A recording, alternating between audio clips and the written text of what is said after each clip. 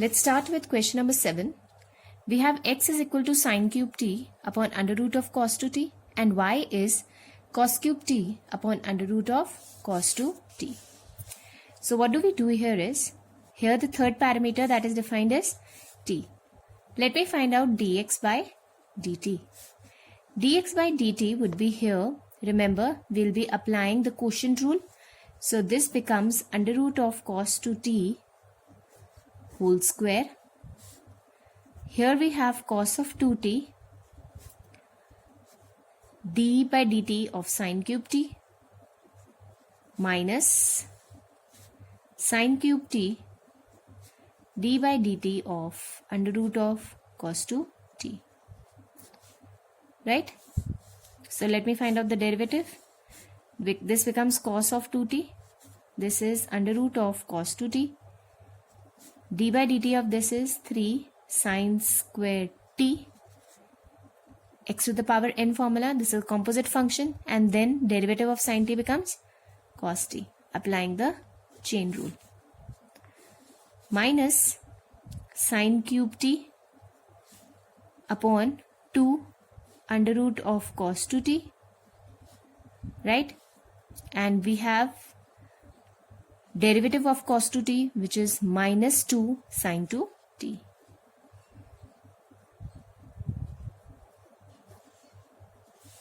This way. Right? So we can simplify this and write it as cos 2t into 3 sine square t cos t minus sine cube t upon 2 under root of cos 2t. This minus and this minus becomes plus. This 2 we can bring it over here. 2 sine cube t, and this is sine of 2t upon this becomes cos of 2t. Right? Likewise, dy by dt. dy by dt here becomes, again this is cos 2t. When I square this becomes cos of 2t.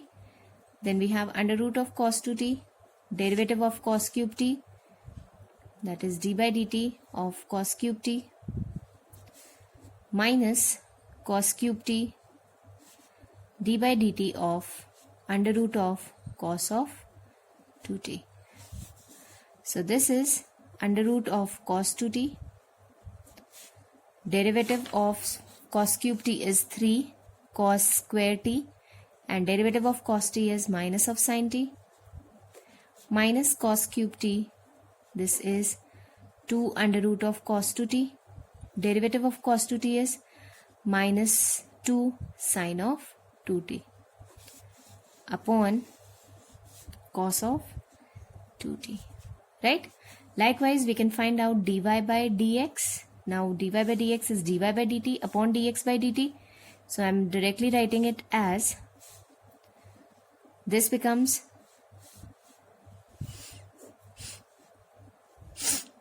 minus 3 cos square t sine t under root of cos 2t plus 2 sine 2t cos cube t upon 2, this 2 and this 2 gets cancelled, this 2 and this 2 gets cancelled. So we have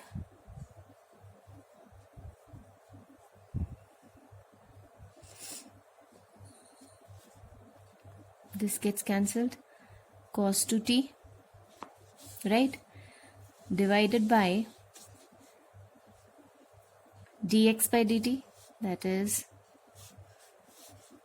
under root of cos 2t into 3 sine square t cos t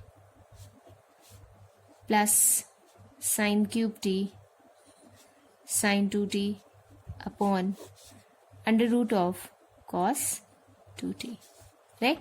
With this we can just simplify and take the LCM of this numerator part and the denominator part, which further gets cancelled, and then you can write it in the simplest form. This is the way to do such questions. Next, let's move on to question number 8.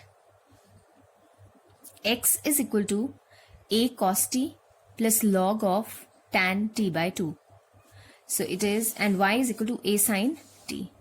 So let me find out dx by dt here. So dx by dt is, a is a constant value, cos t is minus of sin t, log of tan t by 2, log of any function is 1 upon tan t by 2, and then d by dt of tan t by 2, which is secant square t by 2, and then derivative of t by 2 is half. So it will be something like this. And dy by dt would be a cos of t. So we can find out dy by dx. What is dy by dx? A cos t upon a minus sin t plus half secant square t by 2 upon tan of t by 2. A and a gets cancelled, right? And then we can simplify it and write it as cos of t upon minus of sin t plus 1 by 2 secant square t by 2. Secant square can be written as, we can write secant square as 1 upon cos square, and tan t by 2 as sin t by 2, that is sin of t by 2 upon cos of t by 2. So 1 cos gets cancelled with cos. So our final expression can be written this way.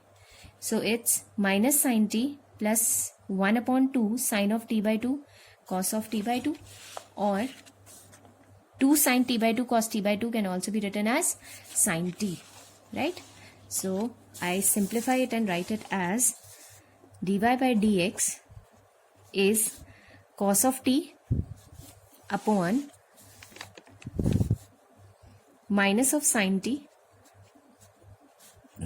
plus 1 upon sin t. So this is cos of t, this becomes sin square t plus 1 upon sin of t. And what is this equal to? This is cos of t, 1 minus sin square t is cos square t divided by sin of t, or it can be written as cos of t into sin of t upon cos square t. So this and this one gets cancelled, so we are left with tan of t in the simplified form. I hope it's clear. Question number 9 and 10 can be simply done the same way.